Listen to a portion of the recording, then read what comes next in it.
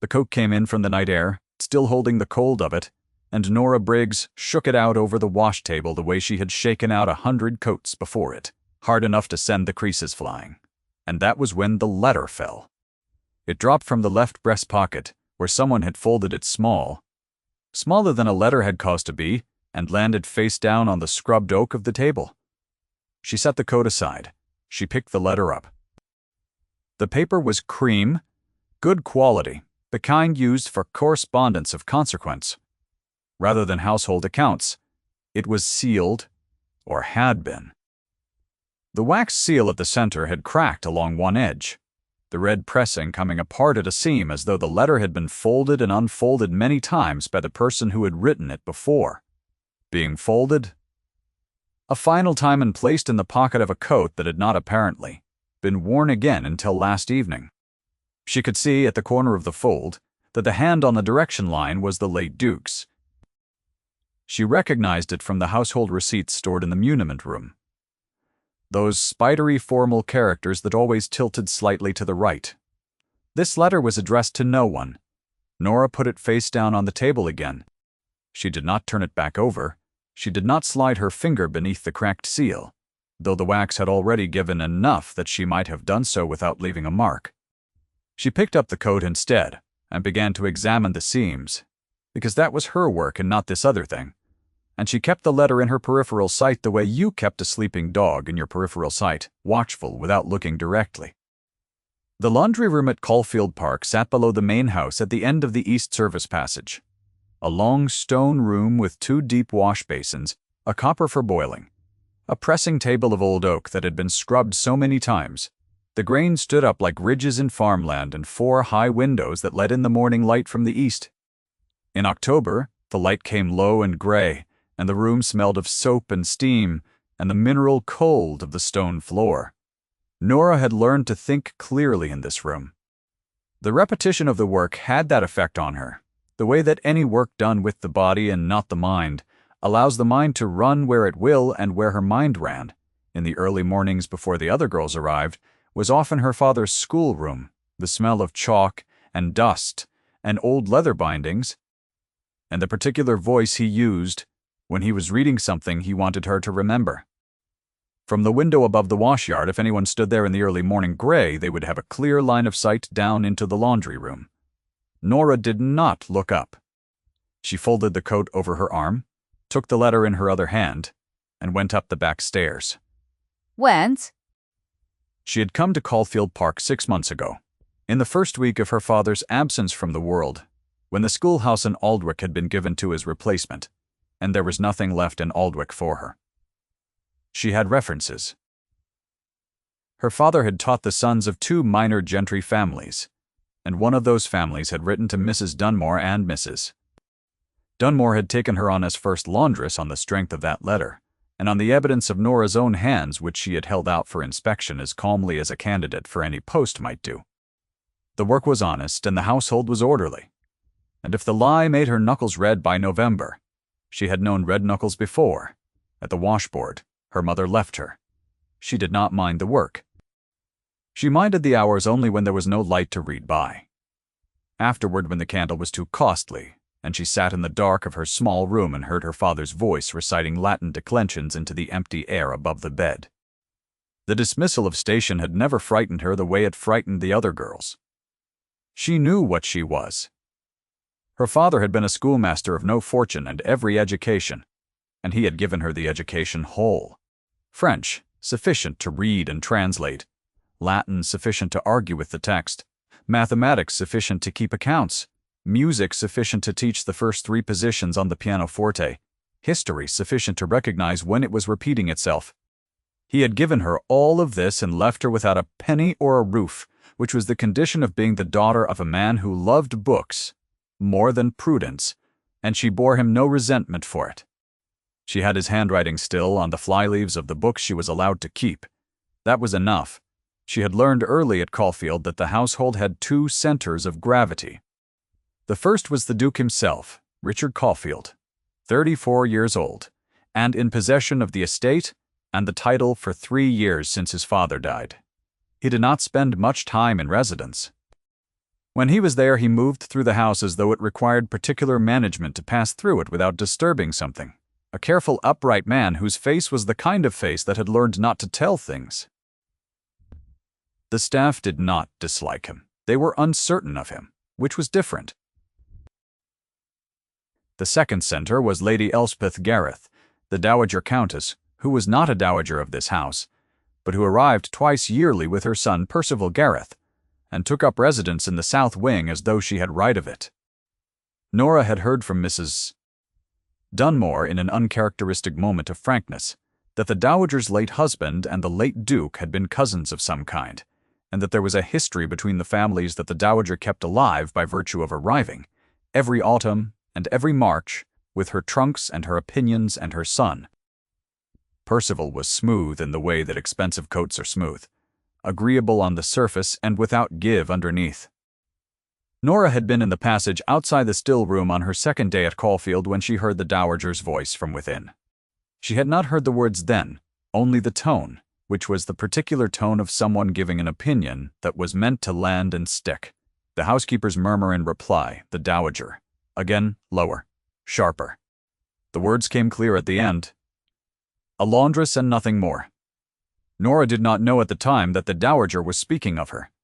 She had learned since. She knocked on the door of the Duke's study. The instruction in all households was that the laundress did not deliver directly to the study. The garments were left at the valet's room and passed along. This was not a garment. Cummy was at the desk when she entered. He was reading something, or had been reading something, and he looked up and registered her with the same careful quality he brought to everything, a measurement rather than a dismissal, his gray eyes crossing her face and settling. "Miss Briggs," he said, "Your Grace, I found this in the coat, in the breast pocket. It appeared to be of consequence." She placed it on the desk before him, face down as she had kept it. "I did not read it." He looked at the letter without touching it for a long moment. Then he picked it up. He turned it over. He saw the direction in his father's hand, and something in his face did not move but changed, as though a mechanism behind his eyes had quietly shifted into a different register. She saw it happen. She had time to see it because he was not attending to her. "Did you break the seal?" he asked. His voice was level. "No, Your Grace." It was already parted at the edge. "I did not open it." He looked at her directly then. Whatever she showed him in her face, satisfied. Something because he looked back at the letter and slid one finger beneath the lifted edge of the wax and opened it fully. She moved to leave. "Stay," he said. She stayed. She stood near the door and looked at the bookshelves to her left and listened to the absolute silence of a man reading something he had not been prepared to read. He read it once. He read it again, slowly from the beginning. He set it down, with his hands still on either side of it on the desk, and he looked at the fire for a period of time she did not count. The fire was the only sound in the room, and the clock on the mantel, and somewhere beyond the window, the early sound of the stable yard beginning its morning. Nora stood very still.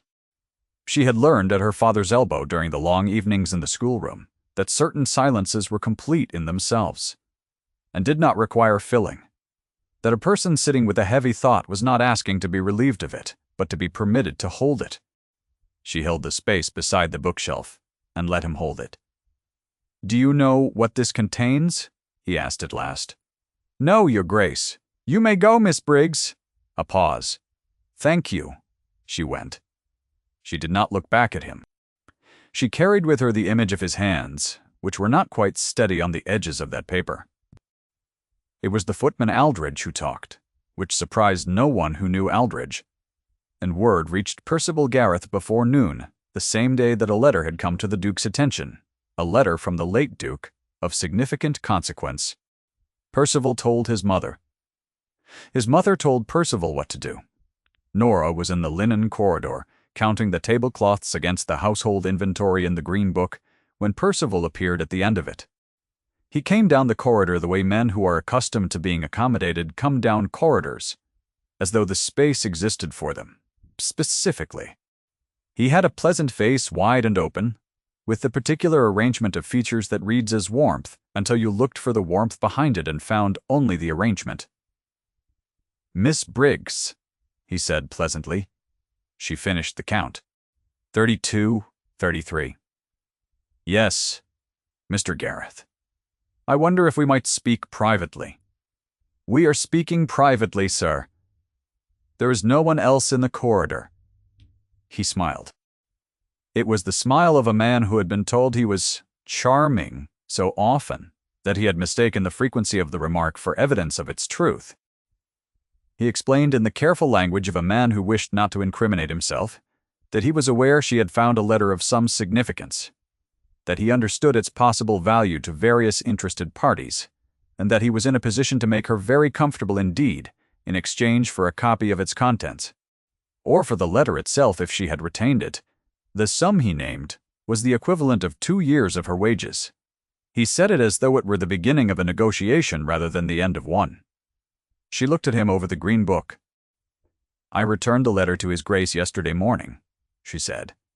"I do not have it, and I have not read it. I cannot sell you what I do not possess." "Come now," Percival said. "I am working, Mr. Gareth." He stood there a moment more, the pleasant smile going thin at the edges the way thin things do under pressure. Then he left. She watched him go, and returned to the count, which she had lost, and began again at 1. That evening at the dinner table in the long dining room where the Dowager held court among Percival's 2 associates from London, Nora came with the tea tray to the attendant's passage outside the door. Through the half-open panel she heard it clearly, the Dowager's voice carrying with the precision of someone who intended to carry, saying quietly that a laundress and nothing more, but one with singular presumption above her station. The accompanying laughter was the polite, calibrated laughter of persons who were being invited to agree. Nora carried the tea tray the length of the passage and set it down at the upstairs hall table, and looked at the wall for a moment before she went back to take the cups. She did not know the Duke was in the upper gallery above the long dining room where the anteroom connected to the main corridor. She did not know he had heard the Dowager's words. She did not see how his jaw had set, or how he stood very still for a moment looking down at the dining room ceiling before he went on. There was a boy in the kitchen passage who was called Little James, though his name was James Finch, and he was 7 years old and not so little as all that, being in fact the sturdiest child Nora had seen in 2 years of domestic service. He was a scullery boy.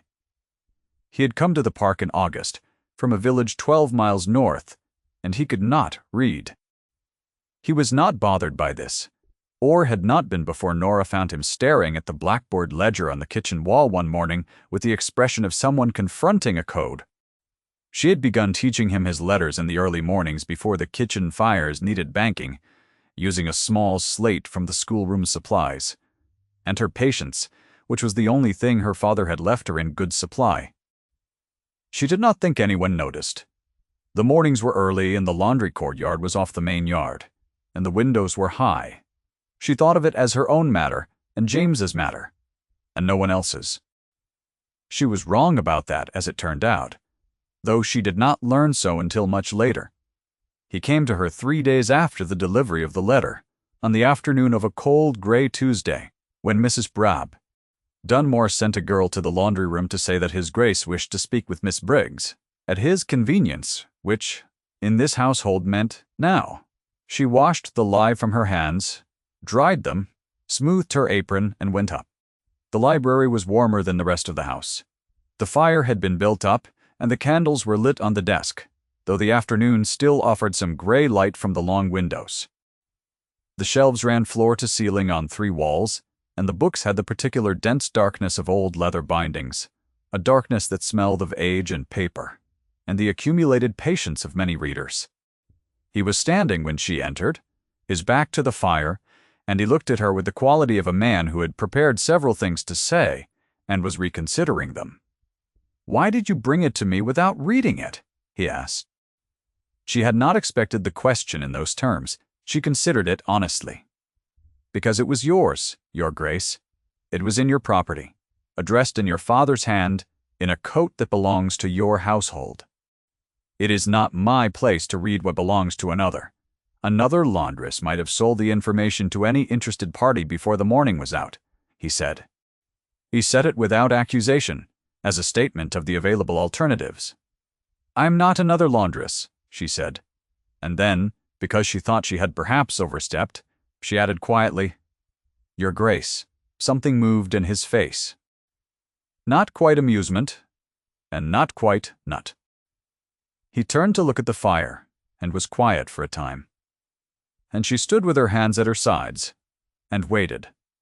Because this was the quality she had learned from her father, more than any other thing her father had taught her, the quality of waiting, without filling. My father wore that coat the day he died, he said at last. He said it still looking at the fire. He was not confused by that point. He knew everything about himself quite clearly. He selected that coat. He put the letter there himself. He was quiet for several seconds. I never searched the coat. The valet packed it. It went into storage. I ordered the storage emptied in September. She understood what he was not quite saying. That the letter had been waiting for him for 3 years, that his father had placed it for him to find, and he had not found it, not until she shook the coat out over the wash table on a gray October morning. He meant you to have it, she said quietly. He turned from the fire and looked at her, and the look had the quality of a man who has said something he has not said aloud before, and finds it strange to hear it reflected. I have spent 30 years, he said, and stopped. He breathed. He tried again, his voice lower. Believing I was the least considered, the fire shifted. A log settled, and the light changed briefly across his face, and in that change she saw something she had not seen before. In the careful contained arrangement of his features, the specific grief of a man who had organized an entire understanding of himself around a belief that was now being quietly dismantled by 9 lines of a dead man's handwriting. She did not speak. She was not his confessor, and he would not thank her for behaving as one. What she could do, and what she did, was remain in the room without retreating from what he had said, which was its own kind of witnessing. Thank you, Miss Briggs, the Duke said at last. That is all. If you were still with Nora at this point in her story, you have already understood what she carries, and what she will not put down. Stay a little longer, and I will show you what she does when the hardest moment comes. Percival had been in London for 4 days, and had retained a solicitor by the name of Morland, who had in turn filed a preliminary inquiry with the Court of Chancery, citing the existence of a document of possible consequence to the succession of the Caulfield dukedom. Morland had not seen the document. He was working from a summary provided by Percival, who was working from what Aldridge the footman had overheard in the passage outside the Duke's study. This was the foundation of Percival's case. A footman's partial overheard, a smooth solicitor, and the dowager's absolute conviction that the old Duke had always preferred her husband's line to his own legitimate son. Morland also, on Percival's instruction, sent a formal letter of complaint to the household at Caulfield, stating that a member of the domestic staff had handled sensitive ducal correspondence without authorization, had potentially communicated the contents to parties unknown, and had in so doing interfered with a matter of legal succession. The complaint named Nora by name, station, and length of service. It cited possible prosecution for tampering with private correspondence. It was a legal document produced from an unread letter and a footman's gossip, and Morland had signed it with the confidence of a man who believed confidence alone would produce its effect. It was delivered to Mrs. Dunmore on a Wednesday morning, and Mrs. Dunmore brought it directly to the Duke, and then Mrs. Dunmore came to Nora. Lady Elspeth was on the stair when the letter was brought in, Mrs. Dunmore said. Tay. She stood in the doorway of the laundry room, with her hands folded in front of her, in the posture she adopted when she was delivering news she considered unjust, her back very straight and her mouth very level. She said before I could close the door that I should tell my girl that a laundress and nothing more has no standing to carry letters, read correspondence, or make herself the instrument of whatever loyalty game she believes she is playing. Mrs. Dunmore paused. Those were her words precisely. I thought you should hear them as they were said. Thank you, Mrs. Dunmore, Nora said. Mrs. Compler. Dunmore looked at her with the long, patient look of a woman who has been a housekeeper for 20 years, and has learned to see past what people show to what they carry. Will you be all right, child? Yes, Nora, said Mrs. Dunmore left. Nora sat down on the low stool beside the wash table. The laundry room was empty. The other girls were at their morning work in the upper house. The fire under the copper was low, and the room smelled of soap and clean linen, and the specific mineral cold of stone walls. In October, she sat with the weight of it for a moment. The complaint, the solicitor's name, the threat of prosecution. The machinery of Percival Gareth's certainty, assembling itself around her. She thought about what it would mean, in practical terms, to be dismissed from a post with a legal complaint attached to her name. She thought about her father's books, which she had carried in a trunk on the carrier's cart from Aldwych, and where she would put them if she had no room to put them in. She let herself think about these things fully and clearly, because the point of such thinking is not to solve the problem, but to know its size, and once you know its size, you can decide what to do about it. She put her hand in her dress pocket and found the small folded paper she had carried since the morning she left Aldwych. It was her father's handwriting, a marginal note he had written in the corner of her geography lesson when she was 9 years old and had not yet understood why a person needed to know the names of rivers she would never see. He had written it in pencil at the bottom of the page, and the pencil had held for 14 years. What you do when no one is watching is who you are. She read it. She folded it back along its crease. She put it in her pocket again and stood up and returned to the work. The letter with Moreland's name on it was answered by the Duke's own solicitor within 24 hours. Thomas Calder was a compact man of 50, with the bearing of someone accustomed to being the steadiest person in a room of upset people, and he arrived at Caulfield Park the following morning and spent 3 hours with the Duke in the study, and then emerged and requested the presence of Miss Briggs. She was brought in. Forte, Calder examined her with the same careful attention to person that he likely brought to documents, and asked her to describe in precise order what she had found, when, what she had done with it, and whether she had at any point communicated the letter's contents or existence to any party outside the Duke's household before delivering it to the study. She described these things precisely. She had nothing to conceal, and the precision came easily. Calder wrote as she spoke. He read back what he had written. She confirmed it. He had her sign it, and then he asked if 2 members of the household staff might be available to witness her signature, which was how Mrs. Dunmore and the head laundrymaid came to affix their names to the bottom of a legal deposition in the Duke's library. On a Thursday afternoon in the 3rd week of October, Calder stayed the night. In the morning he told the Duke what he had determined. The Duke told him what he intended. Nora was not present for that conversation, but Mrs. Dunmore was, briefly, and what Mrs. Mater Dunmore reported to Nora afterward was a single sentence, delivered with the measured satisfaction of a woman who had waited a long time to be permitted to deliver it. He told Calder to make it airtight, Mrs. Dunmore said. Every word of it. The meeting in the Great Hall was Percival's idea of a tableau. He had assembled his solicitor, 2 London peers of middling rank whom he had enlisted as interested observers, and the dowager who sat in the tall chair to the left of the hall's central table, as though she had ordered the chair placed there specifically for her, which she likely had.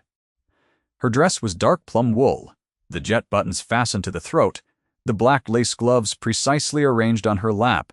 She had the posture of a woman who believed that posture was argument enough. Percival himself stood at the center, near the fireplace, with the particular posture of a man who has rehearsed the moment many times and has grown comfortable with its shape. The Duke stood on the other side of the table.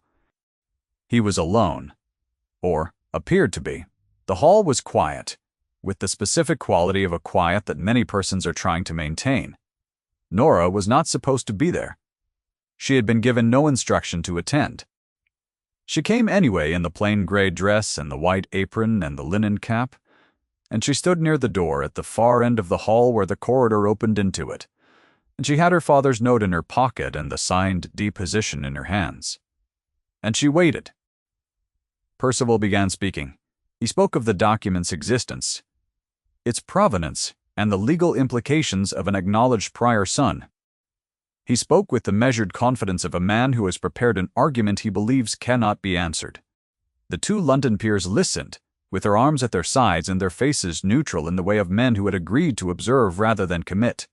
The dowager kept her eyes on the far wall. Her fan was in her lap, and she had not opened it, which Nora had learned. In 6 months at Caulfield was the dowager's way of indicating that the matter before her was not yet worth the effort of emphasis. The Duke let him finish. Then the Duke spoke, his voice level and carrying across the length of the hall. "Before Mr. Boz." Moreland presents his interpretation of a document he has not read. Miss Briggs will present a statement of facts regarding the document's discovery and conveyance. He looked across the hall and found her at the door. "Miss Briggs." Every head in the room turned. She did not look at the dowager. She walked the length of the hall as she walked every corridor in this house, at her own pace, with her hands steady. She was aware of the weight of the room's attention as a physical pressure, the particular pressure of many persons revising an assumption about a woman they had not previously needed to consider. She walked through it, as she walked through cold air, on the way to the laundry in the early morning by continuing. She gave the deposition to the Duke. He read it aloud. The silence in the hall during the reading had a particular texture, a silence that had stopped being neutral and become attentive, recalibrating, pulling towards something. When he finished reading, he passed the document to Thomas Calder, who was standing to his right in a position that had not been visible from the door, and Calder confirmed the signatures and the date in the plain, declarative manner of a man for whom the law was a matter of simple precision. Then the Duke produced the letter itself from his breastcoat pocket. He unfolded it. He did not read it aloud. He passed it to Calder, who reviewed the text and then stated, in the clear, carrying voice of a solicitor who had prepared his opinion carefully, that the document was a private acknowledgment, and that an acknowledgment not registered with the proper courts during the acknowledging party's lifetime held no legal standing in a matter of succession, and that no petition before Chancery based on such a document could succeed. Percival said, "That is one interpretation." Calder said, "It is the interpretation the law provides. There is no other." The two London peers exchanged a look. Percival looked at his mother. Elspeth sat very still in her tall chair, the fan held across her knee at a careful angle, and her face was the face of a woman who had built a considerable argument on a foundation that was at this moment proving to be sand. The jet buttons caught the light. Her hands did not move. What she held in her face was dignity, because dignity was the last position available to her, and she held it the way a person holds something they cannot afford to let fall. The Duke crossed the room 3 strides. 4. Deliberate and unhurried. Not toward Percival, not toward the solicitor's table, but toward the door where Nora still stood. The room watched. The hall was very quiet, the way it is quiet in the moment before something that cannot be undone. He stopped beside her and looked at her with the gray eyes she had been careful not to look at for 6 months, because looking had seemed too much like hoping, and she had decided in Aldwych that hoping was a form of carelessness she could not afford. He turned and faced the assembled company. "Nora Briggs found what my father hid, and I will not hide her," he said. The dowager's fan clicked against her knee. Percival's mouth opened and produced no words. One of the London peers cleared his throat, which may have been a cough or may have been the only response he could locate. The hall held the line in its air for a long moment, and then Elspeth rose from her chair. The motion was graceful because Elspeth's motions were always graceful, but it was the grace of a woman rising from a position she would not be returning to, and every person in the room felt the difference. She said once to no one in particular, "This is not what the letter means." No one disputed it, and no one agreed. She walked out. Percival followed. Moreland gathered his papers with the brisk efficiency of a solicitor who has learned to leave rooms without appearing to have been defeated in them. The two London peers bowed to the Duke and left. Calder remained behind. Richard looked at Nora. She met his eyes.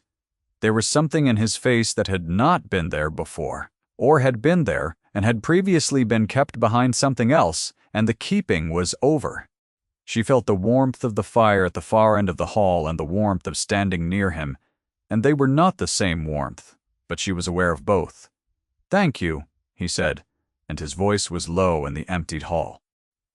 Thomas Calder spent an hour with the Duke signing documents, and departed the same afternoon with the letter and its legal opinion secured in a case under his arm, and a direction to file the relevant records with the appropriate offices in London as a precaution against any further maneuvering.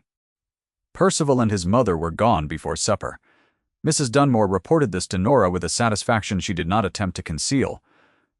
A week passed. The house returned to itself.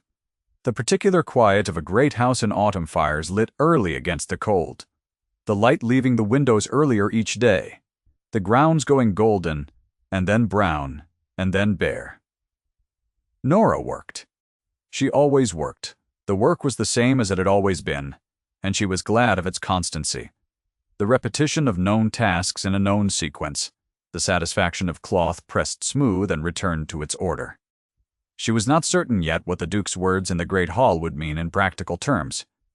She was careful not to assume they would mean anything beyond what he had said. She noticed that he walked past the laundry courtyard twice in the mornings that week, in the early gray before the household's day properly began, at the hour when she sat with James and the slate by the east window where the light was best. She did not look up on the first morning. On the second, she glanced toward the high window and saw the dark shape of him, or thought she did, and looked back down at the slate. James was learning the letters with the systematic determination of a child who has identified a skill he wants and intends to have it. He held the chalk stub with great concentration and traced each letter 3 times, and then looked up at Nora for confirmation. She gave it always, precisely, because precision was the form that kindness took in schooling. Her father had believed this. He had been right about it. On the 8th day after the meeting in the great hall, Mrs. Dunmore came to the laundry room again. "He has requested your presence in the study," she said. At your earliest convenience, Mrs. Dunmore allowed herself the smallest possible smile at the last phrase, which, in a ducal household, meant the same as at your earliest convenience, had always meant in any household. Punning. She smoothed her apron and left before Nora could ask her anything. The study was warm. Richard was at the desk, and he rose when she entered, which no one in this household had done for her, not once, in 6 months. She stood and let herself register the fact of it. He offered her the position in terms that were precise and formal. The role of estate secretary, a title he and Calder had constructed on paper. Specifically for this purpose, a salary that was 3 times what she earned in the laundry, and duties that would place her in the management of the household's written records, correspondence, and accounts. He said that he was aware no such role existed for a woman in a household of this kind, that he was also aware there was no law against creating one, and that Calder had been persuaded to agree that the paperwork was sound.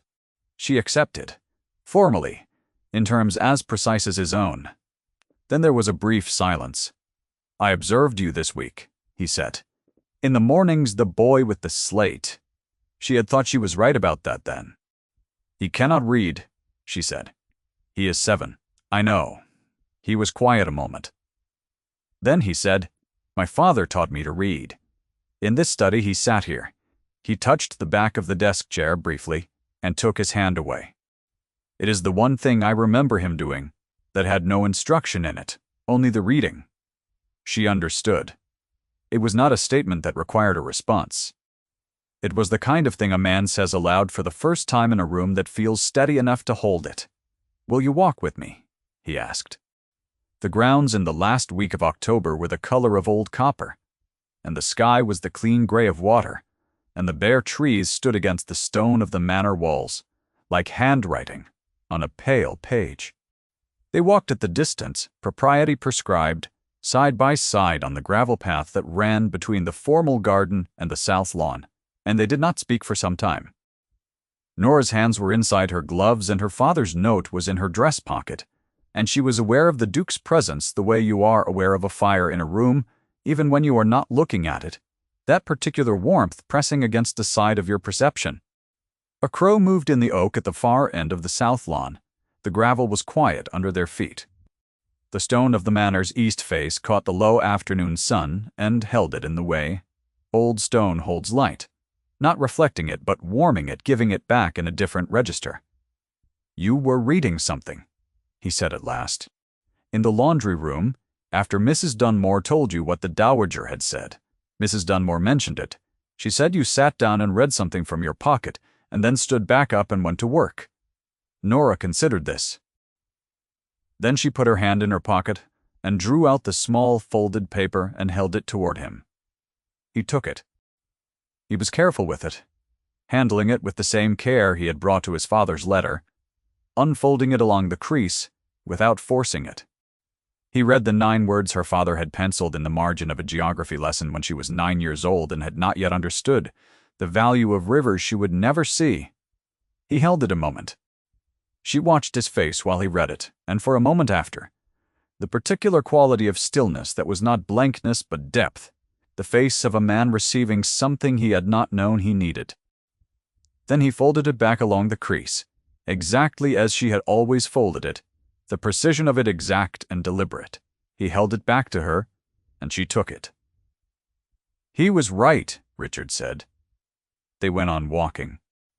The gravel was quiet under their feet. Behind them, the manor stood in its gray October stillness, the windows reflecting the sky, and ahead the path curved between the bare-armed trees. She could feel the paper warm in her palm through the fabric of her glove, warm from his holding of it, and she put it back in her pocket, where it had always lived, and felt it settle there, familiar and certain.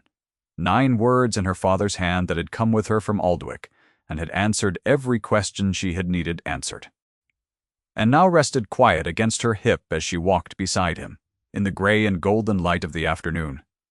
If Nora's story stayed with you, leave a word below about the moment that held you. Thank you for walking to the end of it.